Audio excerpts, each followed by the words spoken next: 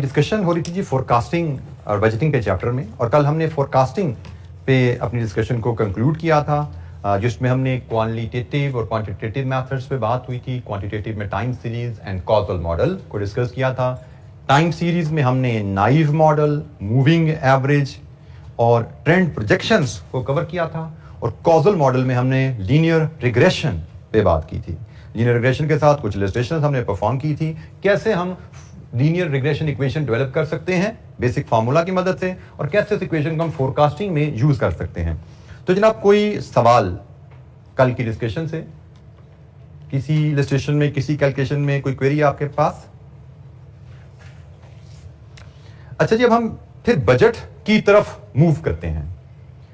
हमें बजट की तरफ मूव करना है, और उसमें सबसे पहले जो डेफिनेशन हमारी बजट की थी, जो कि बिल्कुल शुरू में पहली स्लाइड पे ही हमने कवर की थी, दोबारा उस पर लेकर जाता हूं मैं आपको। यह है जी बजट।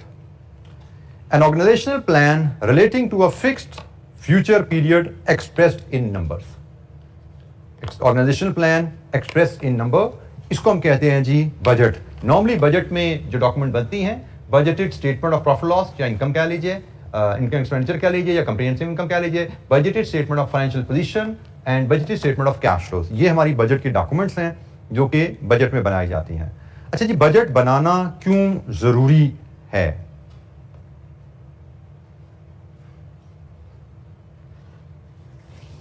बजट बनाना जरूरी क्यों है? इसमें सबसे पहले जी पर्पसेस ऑफ बजट में, इट हेल्प्स इन प्लानिंग। आप जब बजट बनाते हैं तो बजट क्या है? अगले साल का plan. Before the start of the year it gives you an opportunity to think and set your targets. और आपने जब अगले साल के लिए प्लान और टारगेट सेट कर लिया, प्लान इन द सेंस अगले साल हम कितने यूनिट्स बेचना चाहते हैं, अगले साल उनके लिए हम कितने यूनिट प्रोड्यूस करेंगे, अगले साल हम कितना रॉ मटेरियल प्रोक्योर करेंगे, अगले साल हमें कोई फिक्स एसेट खरीदना है या नहीं खरीदना है, and so on so fourth. ये सारी प्लानिंग हम करते हैं शुरू में, क्योंकि हम साल के शुरू में अगले साल का इनकम स्टेटमेंट भी बना रहे हैं, अगले साल के एंड पे हमारी बैलेंस शीट जिसमें एसेट लायबिलिटीज आती हैं वो भी बना रहे हैं, अगले साल में कैश इनफ्लो कैश आउटफ्लो का हिसाब भी लगा रहे हैं। सारा हमने साल के शुरू में लगाया, टारगेट सेट कर लिया। Once you set the target, it provides you a tool for control, क्योंकि वो टारगेट्स आप देते हो टीम्स को अपनी। लाइक बजटेड इनकम स्टेटमेंट में आपका जो सेल्स की फिगर है, क्वांटिटी इनटू रेट से निकली होती है। वो अगले साल कितने यूनिट्स बेचने हैं, किस प्राइस पे बेचने हैं, वो टारगेट है सेल्स टीम का। ये लीजिए जी, आपने इतने यूनिट्स इस प्राइस पे बेचने हैं, आपने टारगेट सेट कर दिया। अब साल के दौरान अपनी टीम की परफॉर्मेंस को मॉनिटर कर सकते हो by comparing it with the target. इसको हम कंट्रोल फंक्शन कहते हैं। हम अपनी टीम की परफॉर्मेंस को मॉनिटर कर सकते हैं टारगेट के अगेंस्ट। अगर आपने बजट ही नहीं बनाया तो आप कैसे कहोगे कि आपकी टीम अच्छा कर रही है या बुरा कर रही है? कोई टारगेट होगा तो उससे कंपैरिजन में अच्छा या बुरा होता है। तो जनाब, कंट्रोल आ जाता है। Decision making, budget provides data for the decision making, for example resource planning, to achieve the best outcome by utilising available resources. आप साल के शुरू में जब बजट बना रहे हैं तो उसी स्टेज पे ही आप अच्छे बिजनेस डिसीजन ले पाते हो। जैसे हमने डिसीजन मेकिंग का एरिया पढ़ा था कॉस्ट एंड मैनेजमेंट अकाउंटिंग में, आपने वहां पे आपने प्रोडक्शन प्लानिंग की बात देखी थी कि जो लिमिटिंग फैक्टर हो जाए तो बेस्ट प्रोडक्शन प्लान कैसे बनाना है। तो ये काम प्लान साल के शुरू में ही बनेगा। तो आप जब बजटिंग करने जाते हो तो वहां पे आप डिसीजन मेकिंग की अपॉर्चुनिटी आपको बिफोर हैंड मिल जाती है, और प्रॉफिट मैक्सिमाइजिंग डिसीजंस आप ले पाते हो। आपने अपने रिसोर्सेज को प्रोडक्ट ए में लगाना है, बी में लगाना है, सी में लगाना है, फैसला कर पाते हो कहां पे हमारे प्रॉफिट ज्यादा होते हैं। रिसोर्स एलोकेशन, डिफरेंट डिपार्टमेंट्स आपके होते हैं, डिफरेंट प्रोडक्ट्स होती हैं, डिफरेंट डिपार्टमेंट में अपने रिसोर्स को हमने कैसे इस्तेमाल करना है in the best interest of the entity, ये भी तकरीबन डिसीजन मेकिंग से ही एक्सटेंशन में पॉइंट है। And finally coordination and communication, ये बड़ा ही इंपॉर्टेंट फंक्शन है, बड़ा ही इंपॉर्टेंट बजटिंग का मकसद है। हमने फैसला किया, हमने साल के 10,000 यूनिट्स बेचने हैं, साल के 10,000 यूनिट बेचने हैं, सेल्स टीम को बता दिया। लेकिन अगर हमने प्रोडक्शन टीम को नहीं बताया कितने यूनिट्स प्रोड्यूस करने हैं, ऑर्डर आ जाएंगे, चीजें तैयार नहीं होगी। कम्युनिकेशन एंड कोऑर्डिनेशन बहुत जरूरी है। हमें सेल्स के टारगेट से प्रोडक्शन का टारगेट भी बनाना है। अच्छा जी, हमने प्रोडक्शन टीम को भी बता दिया टारगेट जी 10,000 यूनिट बेचने हैं, तो आपने ओपनिंग क्लोजिंग स्टॉक की एडजस्टमेंट के हिसाब से 11,000 बनाने हैं, लेट्स अज्यूम बता दिया उनको। हमने प्रोडक्शन वालों को तो बता दिया कितने यूनिट बनाने हैं, लेकिन अगर हमने प्रोक्योरमेंट वालों को नहीं बताया रॉ मटेरियल खरीदना कितना है, they may fail to meet the production requirement. हमने एचआर वालों को नहीं बताया कितने वर्कर्स हायर करने हैं प्रोडक्शन के लिए, वहां पे बॉटलनेक आ जाएगी। So it is very important कि हमने सिर्फ टारगेट ही सेट करना, हमने उस टारगेट को कोऑर्डिनेट करना है और कम्युनिकेट करना है तमाम डिपार्टमेंट में. Only then targets will be achieved. Communication and coordination ये एक बहुत अहम रोल है बजटिंग का, क्योंकि communication coordination amongst the different department जब कोऑर्डिनेटेड एफर्ट होगी तभी टारगेट्स हासिल होंगे. सेल्स वाला जोर लगा रहा है, प्रोडक्शन वाला पीछे रह जाए तो टारगेट अचीव नहीं होंगे. प्रोडक्शन वाला जोर लगा रहा है, प्रोक्योरमेंट वाला पीछे रह जाए, एचआर वाला पीछे रह जाए, काम पूरा नहीं होगा. So it has to be coordinated effort. तो ये एक बहुत अहम रोल होता है पर्पस ऑफ बजटिंग की जब हम बात करते हैं. अच्छा जी, इसके बाद कुछ इंपॉर्टेंट टर्म्स हैं. ये टर्म्स हम सिर्फ इसलिए पढ़ रहे हैं, ऐसा नहीं कि हमें इनको लिखने पे को आएगा. शायद क्वेश्चन जब हमें आएंगे, क्वेश्चन में इनमें कोई टर्म यूज होगी, तो हमें इन टर्म्स का मीनिंग पता होना चाहिए, तभी हम क्वेश्चन को बेहतर अंदाज में समझ पाएंगे. बजट कमेटी नॉर्मली ऑर्गेनाइजेशन में जब बजट बनाया जाता है, तमाम अच्छी ऑर्गेनाइजेशन साल शुरू होने से पहले बजट बनाती हैं. बजट बनाने की जिम्मेदारी एक बजट कमेटी को दी जाती है, जिसमें यूजुअली सीनियर मैनेजमेंट शामिल होती है. डिपार्टमेंट हेड्स नॉर्मली वो बजट कमेटी का हिस्सा होते हैं, और अक्सर इस बजट कमेटी के जो चेयरमैन होते हैं वो सीईओ ऑफ द कंपनी होता है. मतलब प्रोडक्शन का जनरल मैनेजर, सेल्स का जनरल मैनेजर, मार्केटिंग का जनरल मैनेजर, फाइनेंस का मैनेजर हेड जो है, ये सारे उस कमेटी का हिस्सा होंगे, और चेयरमैन होगा सीईओ ऑफ द कंपनी. ये लोग मिल के बजट प्रोसेस को सुपरवाइज करते हैं और बजट को अप्रूव करते हैं. सो बजट कमेटी ये एक टर्म यूज होती है हमारे पास. बजट मैनुअल, मैनुअल की टर्म से आप फेमिलियर हैं. बजट मैनुअल एक तरह की डॉक्यूमेंट है जिसमें डिफरेंट डिपार्टमेंट्स में डिफरेंट लोगों के रोल्स एंड रिस्पॉन्सिबिलिटीज दी जाती हैं, क्योंकि बजट को एक बंदा नहीं बनाता, डिफरेंट डिपार्टमेंट्स मिलकर बजट डॉक्यूमेंट बनाते हैं जो बजट कमेटी के पास आता है फॉर रिव्यू एंड अप्रूवल. तो बजट मैनुअल में roles and responsibilities of different production department में प्रोडक्शन मैनेजर का क्या रोल है, प्रोडक्शन डिपार्टमेंट में प्रोडक्शन सुपरवाइजर ने क्या काम करना है बजट बनाने के लिए, प्रोक्योरमेंट डिपार्टमेंट में प्रोक्योरमेंट मैनेजर का क्या काम है, प्रोक्योरमेंट सुपरवाइजर का क्या काम है. बजट सबके रोल से मिलकर बनेगा. ठीक है. सो बजट मैनुअल होता है. बजट पीरियड, बजट पीरियड से मुराद वो फिक्स पीरियड जिसके लिए आपने प्लान बनाना है. यूजुअली इट्स अ ईयर, एक साल के लिए बनता है, लेकिन बाज़ औक़ात उसको फर्दर क्वार्टर्स में या मंथ में ब्रेक भी कर लिया जाता है कि साल का बजट, साल का टारगेट, फिर क्वार्टरली टारगेट बना लिए जाते हैं, क्योंकि साल के एंड पे टारगेट को एक्चुअल से कंपेयर करो, पता लग गया हम पीछे रह गए हैं तो हम कुछ कर नहीं पाते. अगर हम क्वार्टरली टारगेट्स बना देंगे, साल में हमने 10,000 बेचने हैं, लेकिन क्वार्टरली 2,500 बेचने हैं, या हो सकता है सीजनल है तो पहले क्वार्टर में 2,000 बेचेंगे, दूसरे में 3,000 बेचेंगे. हम टारगेट्स को क्वार्टर में ब्रेक भी कर सकते हैं, और फिर क्वार्टरली कंपैरिजन करके जिस क्वार्टर में परफॉर्मेंस डाउन होगी वहां पे टीम को उसी वक्त टीका लगा दिया, भाई तेज हो जाओ, पीछे रह रहे हो, इस तरह तो हम साल का टारगेट पूरा नहीं कर पाएंगे. सो बजट पीरियड होता है, यूजुअली ईयर होगा, लेकिन क्वार्टर या इवन मंथ भी हो सकता है. बजटिंग एंड प्लानिंग डिपार्टमेंट अक्सर बड़ी ऑर्गेनाइजेशन में, छोटी ऑर्गेनाइजेशन तो ये अलग से डिपार्टमेंट अफोर्ड नहीं करती, लेकिन बड़ी ऑर्गेनाइजेशन में बजटिंग एंड प्लानिंग का अलग से डिपार्टमेंट बनाया जाता है, जिस टीम का काम होता है बजट बनाना और फिर रेगुलरली उस बजटेड रिजल्ट को एक्चुअल रिजल्ट से कंपेयर करते रहना, कंट्रोल मकसद से. ठीक है. मॉनिटर करते रहना प्रोसेस को. लेकिन जैसे लिखा हुआ यहाँ पे कि स्मॉलर ऑर्गेनाइजेशन में काम अक्सर फाइनेंस डिपार्टमेंट के जिम्मे ही लगा दिया जाता है. बजट बनाने का काम बजटिंग डिपार्टमेंट में ज्यादातर लोग फाइनेंस के ही एक्सपर्ट होते हैं. वो डिफरेंट डिपार्टमेंट से कोऑर्डिनेट करके, हेल्प करके, डाटा लेके इस मैनुअल के मुताबिक डिफरेंट डिपार्टमेंट से इनपुट लेते हैं, लेकिन कंपाइलेशन फाइनेंस के लोग ही कर रहे होते हैं. वो फाइनेंस के लोग अलग डिपार्टमेंट में बैठे हुए हैं, या छोटी ऑर्गेनाइजेशन में फाइनेंस डिपार्टमेंट में ही बैठे होते हैं, वहीं पर बैठ के काम करते हैं.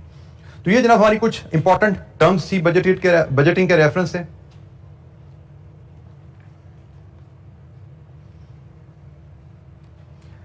अच्छा जी, बजटिंग प्रोसेस, ये हमें अगेन 2-4 नंबर का नोट आ सकता है, या हमें एमसीक्यूज में कुछ इन पे जरा सी बात हो सकती है. ब्रीफली इनको ओवरव्यू हम करेंगे.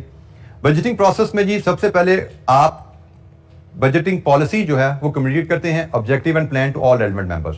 बजट मैनुअल में आपका प्रोसीजर लिखा होता है, डिफरेंट मेंबर्स का क्या रोल है. आप पहला काम होता है communication of the budget policy. Policy से मुराद यहां पे हम कहेंगे ओवरऑल टारगेट्स, कि हमने ओवरऑल किस टारगेट पे, किस वॉल्यूम पे ऑपरेट करना है, और हमारा मकसद जनरली प्रॉफिट मैक्सिमाइजेशन होता है. ये हम टीम को कम्युनिकेट करते हैं. अच्छा जी, दूसरे पॉइंट सबसे अहम जो स्टेप आता है बजट प्रिपरेशन में, that is identification of principal budget factor. अब ये प्रिंसिपल बजट फैक्टर क्या होता है? To understand it, principal budget factor is any resource which will restrict your volume of activity. Any resource which will restrict your volume of activity. For example, हम product बनाते हैं, उसका raw material बड़ा specialised है, एक ही supplier है पाकिस्तान में raw material का, और उसने हमारा कोटा रखा है, हम आपको 10,000 यूनिट का मटेरियल देंगे सिर्फ. इसका मतलब हम 10,000 यूनिट से ज्यादा बना ही नहीं सकते. प्रिंसिपल बजट फैक्टर हो गया रॉ मटेरियल की अवेलेबिलिटी, कि जी हमने 10,000 यूनिट्स का रॉ मटेरियल खरीदना है, उसी से हमने प्रोडक्शन बनानी है और वही यूनिट्स हमने बेचने हैं. हमारा प्रिंसिपल बजट फैक्टर यहां पे आ गया जी रॉ मटेरियल की अवेलेबिलिटी. अल्टरनेटिवली ये भी हो सकता है रॉ मटेरियल का सप्लाई का मसला नहीं है, सप्लायर बड़े मार्केट में, हमारा प्लांट ही 10,000 यूनिट्स का है, हमारा प्लांट ही 10,000 यूनिट्स का है, इसका मतलब हम 10,000 यूनिट से ज्यादा प्रोडक्शन कर ही नहीं सकते। डिमांड बेशक 20,000 की हो, मटेरियल बेशक 50,000 का मार्केट में मिलता हो, हमारा प्लांट ही अगर 10,000 यूनिट बना सकता है तो this becomes the principal budget factor. Plant की capacity becomes the principal budget factor कि हम 10,000 यूनिट से ज्यादा नहीं बना सकते, तो हमें 10,000 यूनिट की प्रोडक्शन प्लान करनी है, उस हिसाब से रॉ मटेरियल खरीदेंगे, उस हिसाब से सेल का बजट बनाएंगे। Another option which is the case in most of the scenarios, in most of the scenarios principal budget factor is demand, sales demand। normally plant की कैपेसिटी का भी इशू नहीं होता, नॉर्मली रॉ मटेरियल भी आपको मिल जाता है। नॉर्मली इशू होता है कि आपके मार्केट में कंपटीशन इतनी ज्यादा है, आप 10,000 यूनिट से ज्यादा बेच नहीं सकते। कैपेसिटी बेशक आपकी 18,000 की है, रॉ मटेरियल आपका 50,000 का अवेलेबल है, लेबर भी अंधाधुंध अवेलेबल है, लेकिन आपकी प्रोडक्ट की डिमांड ही 10,000 से ज्यादा नहीं है मार्केट में, तो आप तो 10,000 ही बनाओगे ना। तो फिर आप सबसे पहले हमने 10,000 यूनिट बेचने हैं, प्रिंसिपल बजट फैक्टर आपका सेल्स बन जाता है इस केस में। So principal budget factor could be any resource और सेल्स डिमांड। वो रॉ मटेरियल हो सकता है, वो प्लांट की कैपेसिटी हो सकती है, वो लेबर की अवेलेबिलिटी हो सकती है, but generally most of the cases it will be sales demand. Principal budget factor से मुराद what is the variable which determines company's activity level, जिस पे कंपनी ने काम करना है। सेल्स डिमांड 10,000 है, इसका मतलब हमने 10,000 यूनिट्स बेचने हैं, इसके हिसाब से सारे काम करने हैं। प्रोडक्शन कैपेसिटी 10,000 है, इसका मतलब हमने 10,000 यूनिट की प्रोडक्शन के हिसाब से सब कुछ प्लान करना है। 10,000 यूनिट की सेल के हिसाब से प्रोडक्शन प्रोक्योरमेंट बनानी है, या 10,000 यूनिट की प्रोडक्शन के हिसाब से सेल्स और रॉ मटेरियल की प्रोक्योरमेंट करनी है। सो सबसे अहम चीज होती है प्रिंसिपल बजट फैक्टर आइडेंटिफाई करना। इसके बाद हम डिपार्टमेंटल बजट्स बनाना शुरू करते हैं। डिपार्टमेंटल बजट्स बनने शुरू होते हैं, जिसको हम फंक्शनल बजट्स भी कहते हैं। जैसे लेट्स अज्यूम हमने कहा हमारा प्रिंसिपल बजट फैक्टर सेल्स है, तो सबसे पहले फिर सेल्स का बजट बनाया जाता है। सेल्स का बजट होता है कि जी हमारी डिमांड 10,000 यूनिट्स की है और हम 500 रुपए पर यूनिट के हिसाब से बेचना चाहेंगे अगले साल, तो 10,000 इंटू 500 ये बजटेड सेल्स आ गई आपकी। जब सेल्स का बजट बन गया, फिर इसके बाद प्रोडक्शन का बजट बनाया जाता है। 10,000 यूनिट बेचने के लिए हमें कितने यूनिट्स प्रोड्यूस करने पड़ेंगे, वो आपको पता है जी। Sales plus closing stock minus opening stock is production, ये बेसिक इक्वेशन है। ये हमारा प्रोडक्शन बजट आ गया कि प्रोडक्शन टीम को बता दें भी आपने इतने यूनिट बनाने हैं।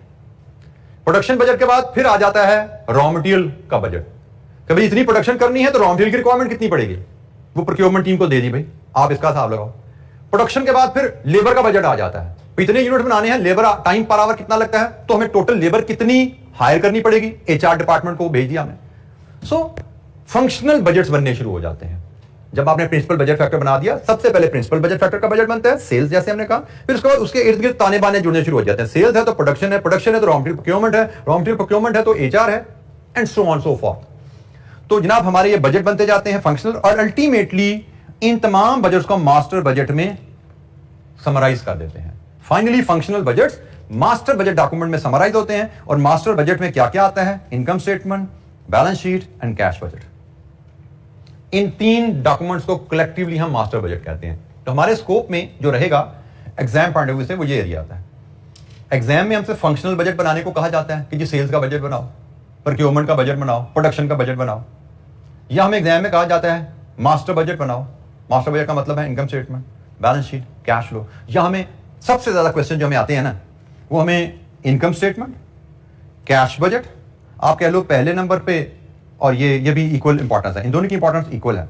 और फंक्शनल बजट की इंपॉर्टेंस स्लाइटली कम है क्योंकि इसका वॉल्यूम थोड़ा कम होता है। बैलेंस शीट पे क्वेश्चन हमें एग्जाम में कभी नजर नहीं आया, हम इलस्ट्रेशन देखेंगे एक दो जरूर, लेकिन एग्जाम में बैलेंस शीट पास पेपर में क्वेश्चन हमें नजर नहीं आता। एग्जाम में क्वेश्चन आएगा बजटेड इनकम स्टेटमेंट का, बजटेड कैश बजट का, या फंक्शनल बजट का। इन तीन एरियाज पे सवाल हमें मिलते हैं जब पास पेपर पे जाएंगे, लेकिन इलस्ट्रेशन हम जरूर देखेंगे। अच्छा जी, ये जब बजट बन जाते हैं फिर आता है नेक्स्ट स्टेप। नेक्स्ट स्टेप क्या है, negotiation and accept budget by the budget committee. Departments ने अपना बजट बनाया, फाइनेंस डिपार्टमेंट इनको कंपाइल किया मास्टर बजट की सूरत में, बजट कमेटी के सामने प्रेजेंट किया, वहां पे ये डिस्कशन हुई डिपार्टमेंट हेड्स की, और निगोशिएशन के बाद ये अप्रूव हो गया। देन रेगुलरली रिव्यू चलता रहता है, any changes in circumstances that may be required and the process shall be followed by the comparison of actual result with budget. Regularly आप एक्चुअल रिजल्ट्स को बजट से कंपेयर करते रहते हो, रिव्यू करते रहते हो, और देखते रहते हो कोई चेंजेस तो रिक्वायर्ड नहीं है बजट में। क्योंकि आपने एक चीज ध्यान में रखनी है, आपने साल के शुरू में अगले साल का टारगेट सेट कर दिया। साल के शुरू में जब आपने टारगेट सेट किया, तब जो हालात चल रहे थे ड्यूरिंग द ईयर हो सकता है हालात बदल जाए। हमने बजट सेट किया था एक टारगेट हासिल करने के लिए, टीम को जोड़ा था, कटौर भगाया था कि इसको हासिल करने की तरफ चल पड़ो, और हमने गालिबन बजट या टारगेट की अचीवमेंट पे कुछ बोनसेस भी अनाउंस किए हुए थे कि आप ये टारगेट हासिल करेंगे तो हम आपको बोनस देंगे, आपको X% Y% पे सैलरी। अब अगर ड्यूरिंग द ईयर हालात बदल जाएं, जैसे हमने टीम को कहा था आपने साल के 10,000 यूनिट बेचने हैं, और जब हमने ये कहा था उस वक्त हमें पता था कि भी हमारी मोनोपोली है इस मार्केट में या हमारे कंपेटिटर हमसे बहुत पीछे हैं। हमने बजट बना के शुरू कर दिया, 3 महीने गुजरे थे भी तो एक बहुत बड़ा कंपेटिटर मार्केट में लॉन्च हो गया। उसने बनाना नहीं शुरू किया, उसने चाइना से इंपोर्ट करके मार्केट में प्रोडक्ट फेंक दिए। तो अब जाहिर बात है मार्केट में एक बड़ी कंपेरेबल ऑप्शन आ गई है। अब हमारी प्रोडक्ट हमारे बजट के हिसाब से नहीं बिक रही। इसको हम कहते हैं हालात बदल जाना। जब हालात बदल जाते हैं तो आपको अपने टारगेट्स भी बदलने चाहिए, ठीक है। बदलते हालात के साथ टारगेट भी बदलने चाहिए। जो हम बात नहीं कर रहे review, ongoing review for any changes, तो हमने इनको इसको बदलने की जरूरत है। और अगर हम नहीं बदलेंगे तो डायरेक्टली नुकसानदेह हो जाता है, क्योंकि फिर सेल्स टीम को पता लग गया भाई अब तो हम टारगेट पूरा कर ही नहीं सकते, अब तो हमें बोनस मिल ही नहीं सकता क्योंकि अब तो कंपेटिटर आ गया मार्केट में, तो फिर तो मेहनत करने का फायदा कोई नहीं, वो ढीले हो जाएंगे। लेकिन अगर आप इमीडिएटली टारगेट को एडजस्ट कर दोगे हालात के लिहाज से, टीम में दोबारा जज्बा आ जाएगा। हम कहेंगे नहीं आप टारगेट क्योंकि कंपेटिटर आ गया, अब 10,000 नहीं अब 8,000 का टारगेट हमारा, या पहले हम 10,000 यूनिट बेचना चाह रहे थे 500 रुपए के हिसाब से, अब कंपेटिटर आ गया हम 490 के हिसाब से बेचो, फिर भी टीम खड़ी हो जाएगी, नहीं अब हम टारगेट पूरा कर लेंगे। लेकिन अगर आप बदलते हालात के लिहाज से बजट को एडजस्ट नहीं करोगे, टारगेट को रिवाइज नहीं करोगे तो प्रॉब्लम आ जाएगी। ये थोड़ा सा थ्योरेटिकल एस्पेक्ट है, कहीं ना कहीं एमसीक्यू में टेस्ट हो सकता है, रीडिंग करनी है, कोई हमें रट्टा नहीं लगाना हमें इनका, ठीक है। अच्छा, ये फंक्शनल बजट का वैसे तो मैंने आपको ओवरव्यू दे दिया है। सेल्स बजट क्या होता है, कितने यूनिट बेचने हैं, किस प्राइस पे बेचने हैं, ये आपका सेल्स बजट है। प्रोडक्शन बजट क्या है, sales budget plus ending finish goods inventory budget minus opening finish goods inventory budget, production budget आ गया। बेसिक इक्वेशन है, आपने सीखी हुई है। फिर डायरेक्ट मटेरियल बजट आता है। डायरेक्ट मटेरियल बजट कैसे है, जब आपने प्रोडक्शन बजट बना लिया into material requirement per unit, ये आपका रॉ मटेरियल का यूजेज का बजट आ गया, हमें रॉ मटेरियल यूज कितना करना है। ये यूजेज बजट जब प्रोक्योरमेंट टीम के पास गया तो उससे उन्होंने परचेज बजट बना लिया कि raw material usage plus closing stock of raw material minus opening stock of raw material, purchase budget आ गया, ठीक हो गया। तो purchase quantity into price, quantity into price, ये परचेज अमाउंट बजट आ गया। तो अब ये क्वेश्चन आपसे एग्जामिनर क्या मांगता है उसके हिसाब से वो आपसे कहता है जी आप रॉ मटेरियल यूजेज बजट बताओ, तो आपको बताना चाहिए production into quantity per unit, ये यूजेज बजट आ गया। वो आपसे कहता है जी रॉ मटेरियल का प्रोक्योरमेंट बजट इन क्वांटिटी बताओ, तो आपको बताना चाहिए ये कंजम्पशन बजट है plus closing stock of raw material minus opening stock of raw material, ये परचेज बजट क्वांटिटी आ गया। वो कहता है जी परचेज बजट इन रुपीस बताओ, तो परचेज क्वांटिटी को रेट से मल्टीप्लाई कर दो, तो परचेज का बजट इन रुपीस आ जाएगा, कितने रुपए का रॉ मटेरियल खरीदना है वो आ गया। जी बेटा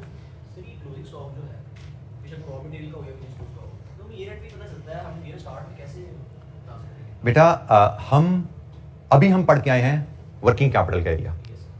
वर्किंग कैपिटल के एरिया में हमने क्या देखा था कि हम अपनी कॉस्ट ऑफ सेल्स को टारगेट करते हैं और हम अपने इन्वेंट्री डेज को भी टारगेट करते हैं। तो कॉस्ट ऑफ सेल्स पता हो हमें अगले साल हमारी क्या होनी है, हमें इन्वेंट्री डेज हमें पता हो अगले साल हमारे क्या होने हैं, तो हमें इन्वेंट्री बैलेंस पता लग जाता है ना हमारे वहां से। तो ये हम बजट करके चल रहे होते हैं कि हमने, क्योंकि हमने कितनी इन्वेंट्री रखनी है। अगर आप थोड़ा सा मैं आपको याद कराऊं कॉस्ट एंड मैनेजमेंट अकाउंटिंग से, तो वहां पे आपने इन्वेंट्री मैनेजमेंट में अपने इन्वेंट्री लेवल्स, स्टॉक आउट से बचने के लिए इन्वेंट्री मेंटेन करना पड़ा हुआ है। तो ये वही चीज है कॉन्सेप्ट कि आपको प्लान करना पड़ता है कि भाई मैंने स्टॉक आउट से बचना है तो इसके हिसाब से मुझे अपनी कितनी इन्वेंट्री कैरी करनी पड़ेगी। तो ये वही प्लानिंग है, ठीक है जी। रॉ मटेरियल, डायरेक्ट मटेरियल के बजट्स पे हमने बात की। देन डायरेक्ट लेबर बजट आ जाता है। लेबर बजट का ताल्लुक भी प्रोडक्शन से है। आपने प्रोडक्शन बजट बनाया हुआ है, production into labour our per unit, total कितने लेबर आवर्स आपको चाहिए फॉर द ईयर प्रोडक्शन के लिए, वो लेबर आवर्स हायर करना एचआर डिपार्टमेंट की जिम्मेदारी है। रेट भी एग्री कर लिया जाता है। फिर इसी तरह मैन्युफैक्चरिंग ओवरहेड बजट भी बनाया जाता है कि हमने जो प्लांट चलानी है इसमें अंदाजन बिजली कितनी लगेगी, सारी मैन्युफैक्चरिंग ओवरहेड बजट जो है ये भी आपने कॉस्ट अकाउंटिंग में ओवरहेड के चैप्टर में पढ़ा हुआ है। कितना किराया जाएगा, कितनी बिजली लगेगी, कितनी स्पेस यूज होंगे एटसेट्रा, ये सारा ये बजट बनाया जाता है। हमें क्वेश्चन में डाटा इवन गिवन होगा। एंडिंग फिनिश गुड इन्वेंट्री का budget, cost of good sold का budget, cost of good manufactured का बजट, ये सारी टर्म्स से आप फेमिलियर हैं। कॉस्ट ऑफ गुड्स सोल्ड का बजट बेसिक इक्वेशन होती है cost of goods manufactured plus opening stock of finished good minus closing stock of finished goods, selling and admin expenses का बजट। कैपिटल एक्सपेंडिचर का budget भी होता है लेकिन वो हम ऑलरेडी कवर कर चुके हैं, वो हम कैपिटल इन्वेस्टमेंट अप्रेजल का जो हमारा चैप्टर था उसमें हम पढ़ चुके हैं, ठीक है।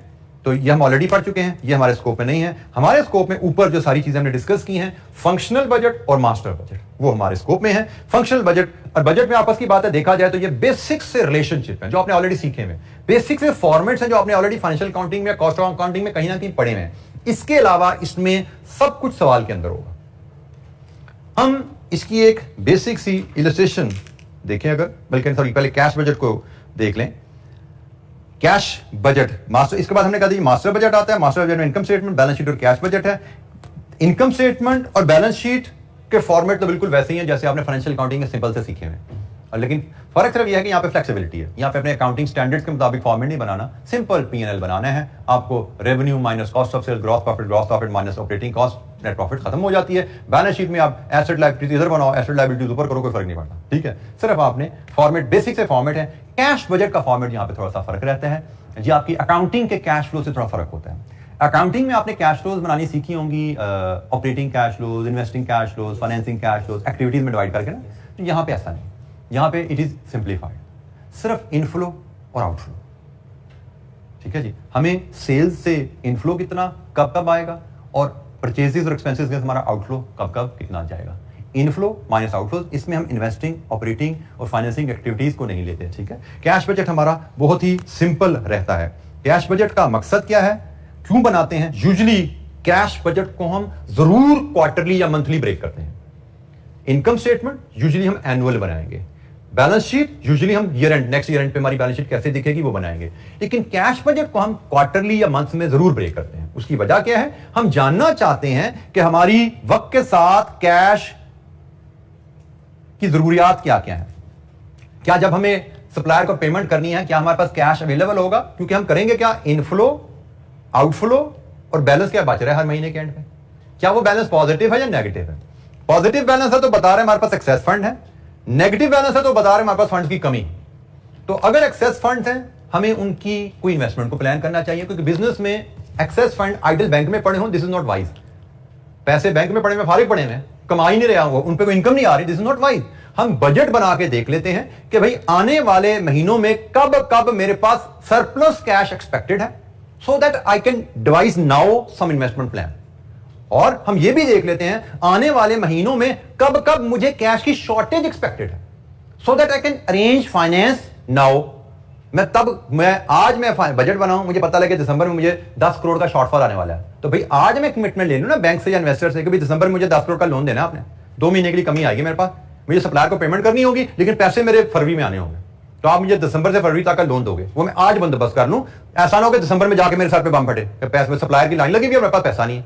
This is cash management. हम पहले फोरसी कर लें कब सरप्लस फंड्स हैं, कब शॉर्टेज आने वाली है, उन चीजों को मैनेज करने की बात करें। फॉर एग्जांपल हो सकता है हमें पता लगे कैश बजट बनाते हुए कि हमारी डेट कलेक्शन पॉलिसी में कमजोरी है, हम मुसलसल कैश डेफिसिट में जा रहे हैं, हर महीने कैश इनफ्लो कम है, आउटफ्लो ज्यादा है। इन्वेस्टिगेट किया, पता लगी हमारी तो रिकवरी की पॉलिसी कमजोर है, हमारा टेक जो डेट कलेक्शन डिपार्टमेंट है, कस्टमर से फॉलोअप करके रिकवरी का डिपार्टमेंट कमजोर है, वो पॉलिसी ठीक करने की जरूरत है। बजट से हमें पता लग सकता है। फिर सीजनल फ्लक्चुएशन का हमें अंदाजा हो जाता है, सर्दियां गर्मियां हैं, कभी स्टॉक ज्यादा चाहिए, कभी कम चाहिए, कभी सेल ज्यादा कभी कम है, उसका इफेक्ट हमें पता लग जाता है। शॉर्टेज ऑफ फंड का पता लग गया, उसको हम अरेंज कर लेते हैं। सो कैश बजट के आप कह सकते हो कि फंक्शंस क्या हैं। कैश बजट हमें किस तरह हेल्प करेगा डिफरेंट एरियाज में अपने बिजनेस को स्मूथली अनइंटरप्टेड मैनेज करने के लिए। अच्छा, एक बड़ी बेसिक सी इलस्ट्रेशन हम फंक्शनल बजट पे करते हैं। इलस्ट्रेशन नंबर 5, इसकी रिक्वायरमेंट है जी, produce the following budgets for each of the quarter 1, 2, 3, 4. Sales budget showing sales volume in units and revenue in rupees. Production budget in units. Raw material purchase budget in kgs and rupees. ये जी हमें 3 functional budget बनाने को कहा गया है। Data पढ़ते हैं और फिर फंक्शनल बजट बनाते हैं जी। ये 3।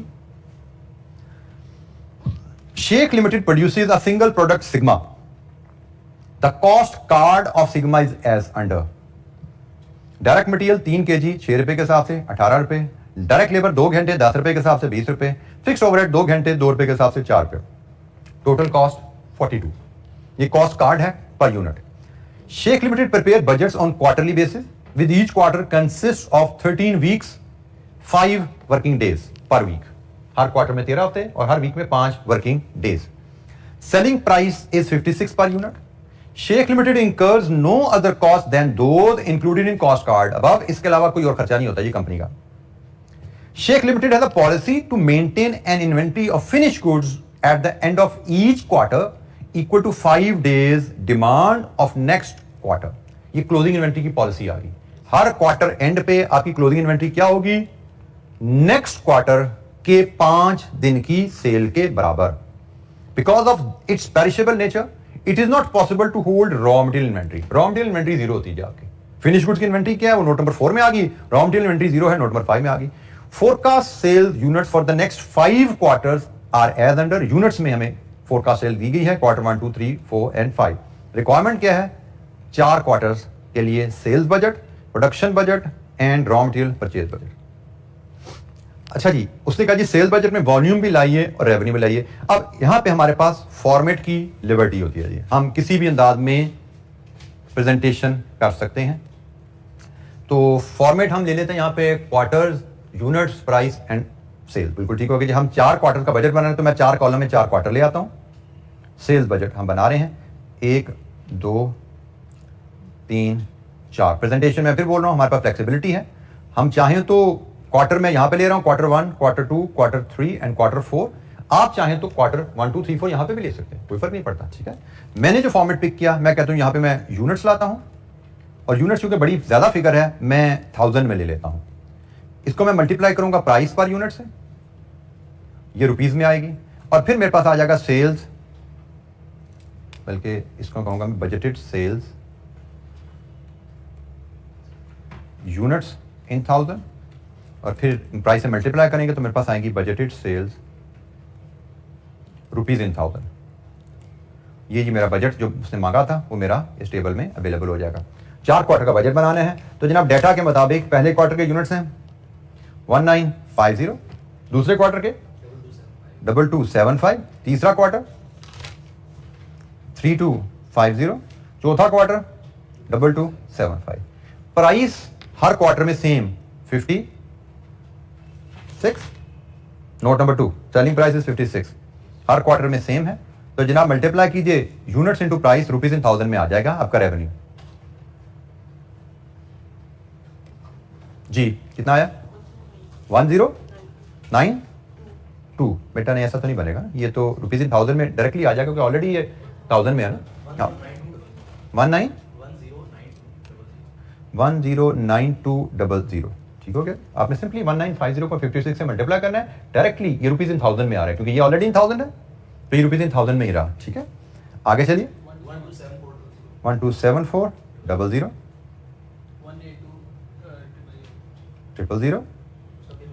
1274000। ये जी हमारा पार्ट है। सेल्स बजट तैयार हो गया। ये सेल्स बजट सेल्स टीम के हवाले किया जाता है कि आपने इतने इतने यूनिट्स क्वार्टरली बेचने हैं, इस प्राइस पे बेचने हैं और ये रेवेन्यू आपने कमा के देना है हमारी कंपनी को। ये सेल्स टीम का बजट है, सेल्स टीम का टारगेट है और सेल्स टीम की परफॉर्मेंस इस टारगेट के अगेंस्ट मेजर की जाएगी। एक्चुअल रिजल्ट्स को बजट से कंपेयर किया जाएगा क्वार्टरली, मंथली, क्वार्टरली बेसिस पे, क्योंकि क्वार्टरली बजट है, क्वार्टरली कंपेयर किया जाएगा और देखा जाएगा टीम टारगेट को पूरा करने में किस हद तक कामयाब है।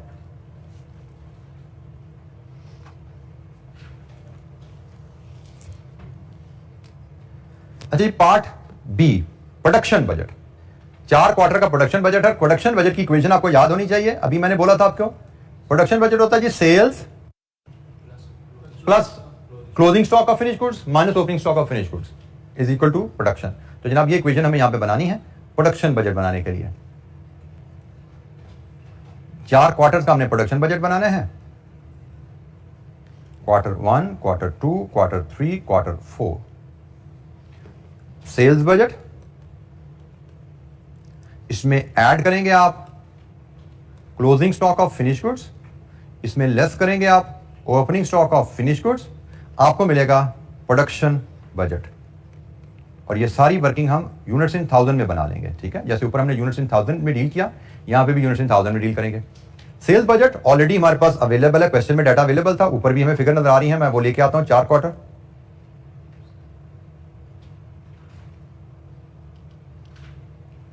ये जी सेल्स बजट अवेलेबल है। अब आ जाइए क्लोजिंग स्टॉक के ऊपर। हमें बताया गया है क्लोजिंग स्टॉक के बारे में नोट नंबर है जी 4।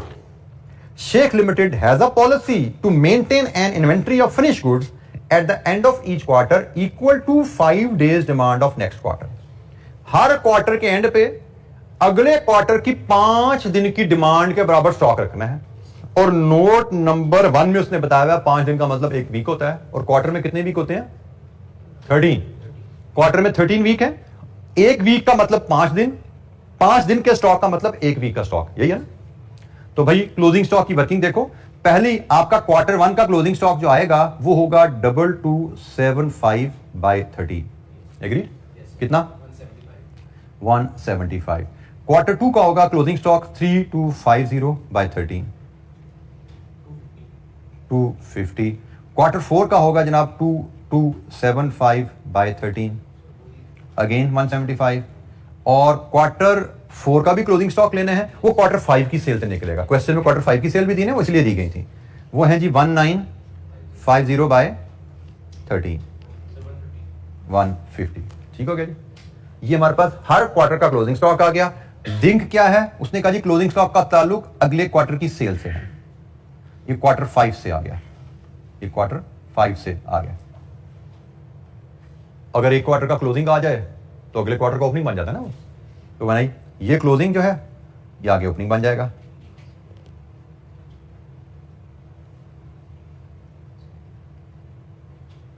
अब हमें इसका ओपनिंग चाहिए, तो भाई इसका ओपनिंग इसके पिछले क्वार्टर का क्लोजिंग और इसके पिछले क्वार्टर का क्लोजिंग इस पे बेस कर रहा होगा। ऐसा ही है ना? सिर्फ क्वार्टर 0 है यहां पे। क्वार्टर 0 का जो क्लोजिंग होगा क्वार्टर 1 के सेल पे बेस करेगा, तो क्वार्टर 1 की सेल्स पे बेस करते हुए निकाल लो। ये निकला हुआ है ऑलरेडी, ठीक है ना? कितना है? 150। एग्रीड? लीजिए जी, ये आपका प्रोडक्शन बजट तैयार हो गया। अगर ये यूनिट बेचने हैं और ये इन्वेंट्री लेवल मेंटेन करने हैं तो आपको क्वार्टर 1 में कितने यूनिट बनाने हैं? 1975। क्वार्टर 2 में 2350, क्वार्टर 3 में 3325, क्वार्टर 4 में 2250। ये सेल्स प्रोडक्शन की फिगर देख लीजिए, ठीक निकाली है मैंने। ये जी हमारा प्रोडक्शन बजट हमारे पास आ गया।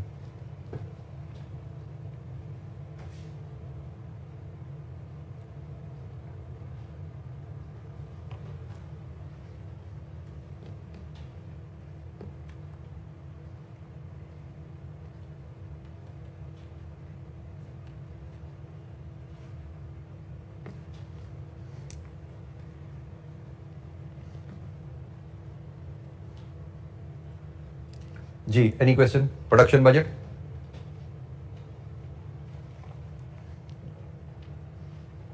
अच्छा जी, अब हम फिर बनाते हैं आगे पार्ट सी। पार्ट सी में क्या जी? Raw material purchase budget. Purchase budget बनता है जी प्रोडक्शन से कंजम्पशन, और कंजम्पशन में opening closing stock raw material की एडजस्टमेंट, फिर परचेज आती है। लेकिन जब हम नोट नंबर 5 पढ़ते हैं तो कह रहे जी ओपनिंग रॉ मटेरियल का ओपनिंग क्लोजिंग स्टॉक रखा ही नहीं जाता। इसका मतलब जो कंजम्पशन है वही परचेज रहेगी। ठीक हो गया?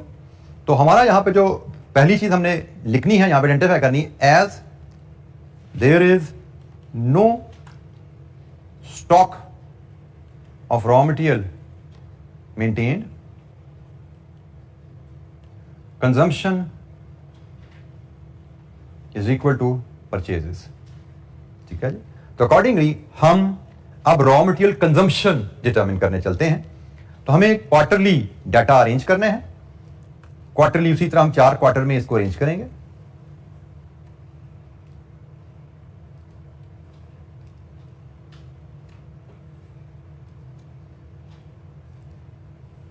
परचेज बजट उसने कहा जी केजीज में भी बताइए, रुपीज में भी बताइए। Quarter 1, quarter 2, quarter 3, quarter 4। सबसे पहले हम लाएंगे यहां पे production budget. Production budget units in 1000 में हमने पार्ट बी में निकाला हुआ है। इसको मल्टीप्लाई करेंगे हम raw material quantity per unit से। ये हमें केजीज अवेलेबल है। देन जब मल्टीप्लाई कर लेंगे तो हमें मिल जाएगी फिगर यहां पे रॉ मटेरियल कंजम्पशन, और हमारे केस में परचेज बजट, और ये जो क्वांटिटी आएगी ये केजीज इन 1000 में आ जाएगी, क्योंकि यूनिट्स इन 1000 को केजी से मल्टीप्लाई कर रहे हैं तो केजीज इन 1000 आएंगे। इसको भी जब मैं मल्टीप्लाई कर दूंगा प्राइस पर केजी से, जो रुपी में मुझे गिवन है, तो मेरा raw material purchase budget rupees in 1000 में आ जाएगा। ये जी हमारा रॉ मटेरियल का बजट जो हमसे बनाने को कहा गया, ये कहा गया था ना। तो डाटा फीड करते हैं। प्रोडक्शन बजट, ये जी फिगर मेरे पास आ रही है, यहां से लेके आए 19752350, ये पार्ट बी से हमने ये डाटा उठाया है, 3325 and 2250। Raw material quantity per unit हमें कॉस्ट कार्ड में बताई गई है 3 kg पर यूनिट, और ये हर क्वार्टर सेम है। मल्टीप्लाई करें तो raw material consumption oblique purchase मिल जाएगी, कितनी है जी? 5925 7050 9975 6750। अब आपने यहां पर जो ख्याल रखना है कि यूनिट इन 1000, केजीज इन 1000, ये डाटा हैंडलिंग में जहां पे राउंडिंग ऑफ हुई होती है, you have to be extra careful. थोड़ा सा आपको इसकी प्रैक्टिस और आदत होनी चाहिए। राउंड ऑफ डाटा हुआ हो तो केयरफुली कैसे हैंडल करना है। प्राइस पर केजी, ये भी कॉस्ट कार्ड में गिवन है, 6 रुपए हर क्वार्टर में। मल्टीप्लाई कर दें तो हमें परचेज बजट मिल जाता है, रुपीज इन 1000 में आएगा जी, 3550 42300 850 500। लीजिए जी, ये हमारे पास बजट आ गया रॉ मटेरियल का। जी एनी क्वेश्चन, कोई सवाल? इलस्ट्रेशन 5 हमने फॉर्म की।